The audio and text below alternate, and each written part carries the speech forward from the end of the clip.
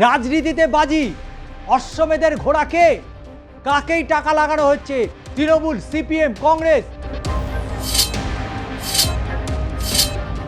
প্রার্থীর ওপরে এবার নজর পড়েছে বুকিদের। এবার খাতা খুলবে সিপিএম। ভোট বঙ্কে 60টার বাজারে চড়ছে দর। লড়াইয়ে কে কাকে টেক্কা দিয়ে যাবে? নন্দীগ্রামে জিতবে শুভেন্দু। 294টি আসনে এবার লড়াই হবে, আর সেই লড়াইয়ে কে বাজি হতে চলেছে? বিজেপি মনে করছে তারা ক্ষমতায় এসছে, এমনটা নয়। রাজ্যের মানুষও বলছে এবার নাকি পালাবদল হবে।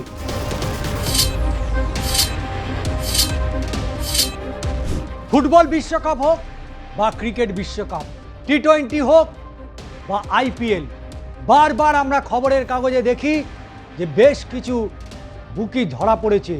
অর্থাৎ কে কোন খেলোয়াড়কে লাগিয়েছে টাকা, কার পেছনে কত টাকা লাগানো হয়েছে, সমস্তটাই আমরা দেখি এই ধরনের প্রতিযোগিতামূলক খেলাধুলায়।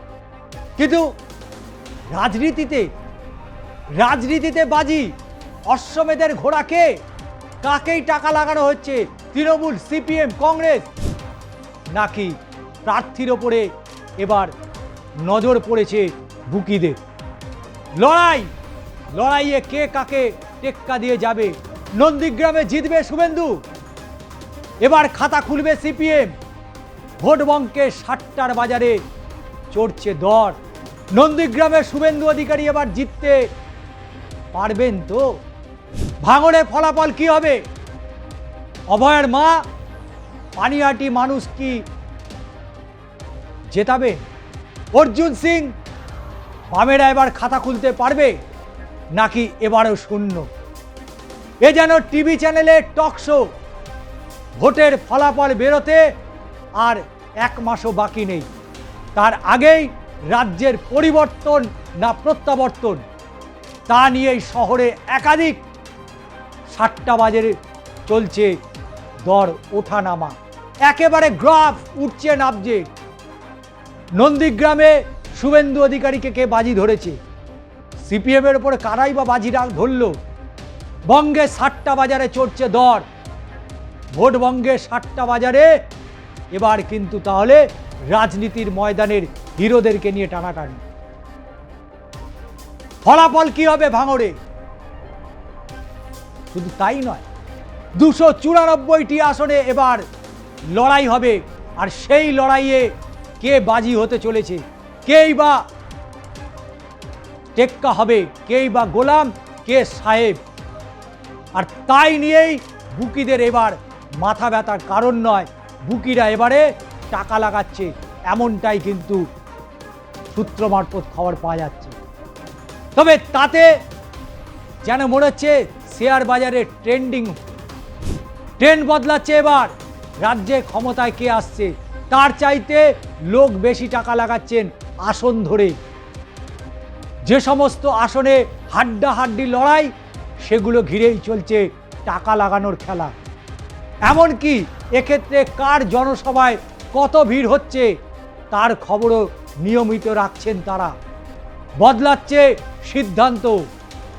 এখন আবার চলছে আইপিএল, কিন্তু ভোটের বাজারে আইপিএলের বাজি থেকে খুব একটা আগ্রহ দেখা যাচ্ছে না। প্রতিদিন নিত্য নতুন বাজি ধরার ট্রেন্ড আসছে ভোটকে কেন্দ্র করে। তবে রাজ্যের যে পুনরায় তৃণমূলই ফিরছে তা নিয়ে এক প্রকার নিশ্চিত প্রত্যেকেই। কলকাতার বড় বাজারের সোনাপট্টি, ভোট এলে এখানে ভিড় বাড়তে থাকে। সোনা কেনার নয়, বরং বাজি ধরার। ভোট যত এগিয়ে আসে ততই জমে ওঠে এখানে জুয়ার বাজার। ওঠে বড় বড় টাকার বাজি।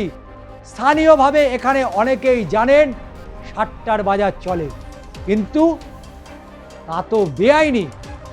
অনেক কিছুই তো বেআইনি দাদা, অনেক কিছুই বেআইনি। টাকা লাগাবেন কিনা বলুন, তাহলে ভিতরে নিয়ে যাব। পুলিশ হয়রানি আছে, ধরপাকড় চলে, তবে ওই আর কি, কারণ ট্রেন্ডিং এখন ভোটের ময়দান, ট্রেন্ডিং এখন প্রার্থী, কাকে কত টাকা লাগানো হবে। কারণ রাজ্যে যে পুরোনায় তৃণমূল ক্ষমতায় ফিরছে, তার উপরে একটা বড় বাজি যেমন ধরা হয়েছে, তার থেকে বড় বাজি ধরা হয়েছে বিজেপিতে। কারণ বিজেপি মনে করছে তারা ক্ষমতায় এসছে, এমনটা নয়। রাজ্যের মানুষও বলছে এবার নাকি পালাবদল হবে, শুধু যে কথা, বিকেল গড়াতেই কালো শার্ট পরিহিত মাঝবয়সী এক ব্যক্তি সিগারেট ধরিয়ে নিলেন, গলায় গোটা চারেক চকচকে চেন, হাতে বালাও, পরিষ্কার জানালেন রেট এখন তৃণমূলের দিকেই। মাঝে মধ্যেই ধরপাকড় হয়, তবুও ভোট এলে এখানে যেন উৎসবের চেহারা নেয়। গণতন্ত্রের এই উৎসবে এই বাজারে, সাতটার বাজারে নির্ভুলতার অতীতে অনেক ক্ষেত্রে বোকা বানিয়েছে বড় বড় ভোট কুশলীকে। এবার তার ব্যতিক্রম হয়নি, এবার তার ব্যতিক্রম হয় কিনা সেটাই দেখার। পোস্তা বড়বাজার থেকে ঠাকুরপুকুর, ভোটকে ঘিরে বহু জায়গাতেই পুনরায় অ্যাক্টিভ 7টা সিন্ডিকেট। ভাঙড়ে নওশাদ সিদ্দিকী বনাম শওকাত মোল্লার লড়াই, 7টার থেকে যথেষ্ট ভালো রেট উঠছে এই আসন ঘিরে। বাজি ধরে চলেছে বরানগর আসন ঘিরে, সেখানে তৃণমূলের লড়াই, তৃণমূলের সায়ন্তিকা বন্দ্যোপাধ্যায়ের সাথে বিজেপির সজল ঘোষ, মাঝে রয়েছে বামেদের সায়নদীপ। এমনকি আলোচনার টেবিলে রয়েছে যাদবপুর কেন্দ্র, বিকাশ রঞ্জন ভট্টাচার্য। তিনি কি যাদবপুর পুনরুদ্ধার করতে পারবেন?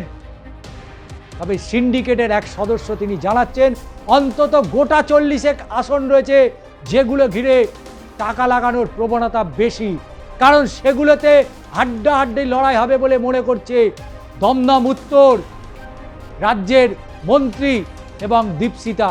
এমনকি এসআইআর এর প্রভাবে কার অনুকূলে যাবে তা নিয়ে চলছে টাকার খেলা। তবে সার্বিক নির্বাচনের ফলাফলের ক্ষেত্রে 1 টাকায় যেখানে তৃণমূলের পক্ষে বাজি 1.5 টাকা, সেখানে বিজেপির পক্ষ থেকে 3 টাকা। কলকাতার ফাটকা বাজারে তৃণমূলের পক্ষেই বাজি ধরেছেন ব্যবসায়ীরা। বিজেপি যতই প্রচার করুক এবার রাজ্যের পরিবর্তন, কিন্তু ফাটকা বাজার বলছে আসলে পরিবর্তন নয়, প্রত্যাবর্তন। শুধু কলকাতার নির্বাচনই নয়, যেখানে 5 রাজ্যের নির্বাচন, সেই 5 রাজ্যের নির্বাচনের ফলাফল নিয়েও চলছে বাজি ধরাধরি। বাংলায় তৃণমূলের পক্ষে বাজি ধরেছেন অনেকে মনে করছেন এবার তৃণমূল পেতে পারে 178 থেকে 185টি আসন, বিজেপি 100-র কাছাকাছি। তবে 7টা বাজরা জানাচ্ছেন এখনো অনেক সময় বাকি, আরও হালচাল দেখে রেট ওঠানামা করবে। এ তো শেয়ার বাজার চলছে, দেখে মনে হচ্ছে শেয়ার বাজারের ট্রেন্ডিং চলছে, কারণ শেয়ার বাজারের থেকে কম কিছু যাচ্ছে না বাংলার এই 26-এর হাই ভোল্টেজ নির্বাচন। এমন কেন্দ্রে এমন সুইং হতে পারে যে সুইংয়ে অশ্বমেধের ঘোড়াও পেছন দিকে ব্যাক করতে পারে। যে প্রার্থী একেবারে আকাশ ছুঁইছে সেই প্রার্থী এক ধাক্কায় নিচেও নেমে যেতে পারে। নন্দীগ্রাম, উত্তরপাড়া, দমদম উত্তর, পানিহাটি, হলদিয়া, বহরমপুর, মালতীপুর, বরানগর, যাদবপুর, কলকাতা উত্তর, প্রতিটা কেন্দ্রে নজর রাখছে। শুধু তাই নয়, অতিরিক্ত নজর থাকছে হাই ভোল্টেজ কেন্দ্রগুলিতে। কারা বেরিয়ে আসতে পারবে 2026-এ, কোন কোন মন্ত্রী তারা আবার পুনরায় রাজ্য বিধানসভায় আসবেন, কারাই বা মন্ত্রিত্ব পেতে পারেন। ববি হাকিম জিততে পারবেন, অরূপ বিশ্বাস জিততে পারবেন, শোভনদেব চট্টোপাধ্যায় জিততে পারবেন, অতীন ঘোষ জিততে পারবেন,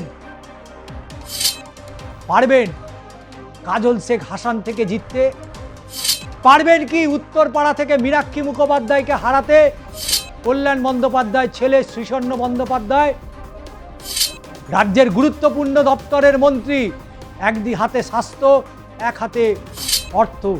স্বাস্থ্য অর্থ প্রতিমন্ত্রী চন্দ্রিমা ভট্টাচার্য, তিনি কি 2016 সালের মতো হেরে যাবেন না তো? দীপশিতা কি তাহলে বাজিমাত করবে? প্রতিটা কেন্দ্রের প্রতিটা প্রার্থীকে ধরে ধরে বাজি ধরছে ফটকাবাজরা। বহু খেলা দেখেছেন, বিশ্ব ফুটবল, বিশ্ব ক্রিকেট, টি20 থেকে IPL, ISL, সমস্ত টুর্নামেন্টগুলোতে বিভিন্ন সময় দেখতে পাওয়া যায় একে ওখান থেকে অ্যারেস্ট হয়েছে, এখানে তাকে অ্যারেস্ট করা হয়েছে, কোটি কোটি টাকা উদ্ধার হয়েছে। কিন্তু ভোটের বাজারে এই ফটকাবাজ, এই সাট্টাবাজরা তারা সক্রিয় হয়ে উঠেছে, তারা সক্রিয় হয়ে উঠেছে। আড়ালে আবডালে চলছে পেন পেন্সিলের লেখা, কেউ 1.5 টাকা, কেউ 1 টাকা। ভোট কে কত পাবে, কত লাখে কত টাকা উঠবে, জোর কদমে চলছে সেই চর্চা। নির্বাচন কমিশন যতই কেন্দ্রীয় বাহিনী দিয়ে ভরে দেখ বাংলায়, কিন্তু বাংলার চারিত্রিক বৈশিষ্ট্য, বাংলার যে নির্বাচনের যে উৎসব, সেই উৎসবে এখন লেগে পড়েছে সাট্টাবাজি। তারাও বলছেন বঙ্গে পরিবর্তন নয়, প্রত্যাবর্তন ঘটছে। কেউ তো কেউ পালস বুঝতে পারে, শেয়ার বাজারের পালস সবার পক্ষে বোঝা সম্ভব নয়। কোন শেয়ারটা আজকে ক্লিক করে যাবে আর কোন শেয়ারটা ডাউনে হয়ে যাবে, এটা একমাত্র যারা শেয়ার নিয়ে চর্চা করে তারা কিন্তু এটা আরামসে বলে দিতে পারে। আপনার আমার মতো সাধারণ মানুষের পক্ষে শেয়ার বাজারটা বোঝা অত্যন্ত কঠিন। 365 দিনের নজর রাখতে হয়। কিন্তু ফাটকাবাজরা হট করে লাগিয়ে দিল, হঠাৎ লেগে গেল, নয় তুক নয় তাক, লাগলে ভালো, না লাগলেই লস। তবে বিধানসভা ভোটে ফাটকাবাজদের এই যে বাজি ধরা, এটা 26-এর বিধানসভাতেও একেবারে নতুন ঘটনা ঘটছে, রাজ্যে নতুন ঘটনা ঘটছে। তাহলে বুঝে নিন পশ্চিমবঙ্গের এই 26-এর নির্বাচনটা কোন নির্বাচন হতে চলেছে এবং সেই নির্বাচনের গুরুত্ব কতটা, সেটা অন্তত বাংলায় যে পরিস্থিতি তৈরি হয়ে আছে তাতে স্পষ্ট হয়ে গেছে। দাদা দিদির রাজনীতি আপনাদের কেমন লাগছে, আজকের ভিডিওটাই বা আপনাদের কেমন লাগলো, আপনারাই বা কাকে বাজি ধরছেন? অর্থের বিনিময়ে নয়, আপনার মনে কাকে বাজি ধরছেন, আপনি কাকে মনে করছেন? আপনি কি মনে করছেন রাজ্যে পরিবর্তন হবে? আপনি কি মনে করছেন রাজ্যে প্রত্যাবর্তন হবে? যদি প্রত্যাবর্তন হয় তাহলে বিজেপি কত আসনে ফিরতে পারে, তৃণমূল কংগ্রেসই বা কত ফিরতে পারে? 2011 সালের মতো ঘটনা ঘটবে না তো? এর উত্তর অবশ্যই আপনারা আপনাদের মতামত অর্থাৎ কমেন্ট বক্সে আপনারা লিখুন এবং অবশ্যই ভিডিওটি ভালো লাগলে শেয়ার করুন এবং সাবস্ক্রাইব করুন।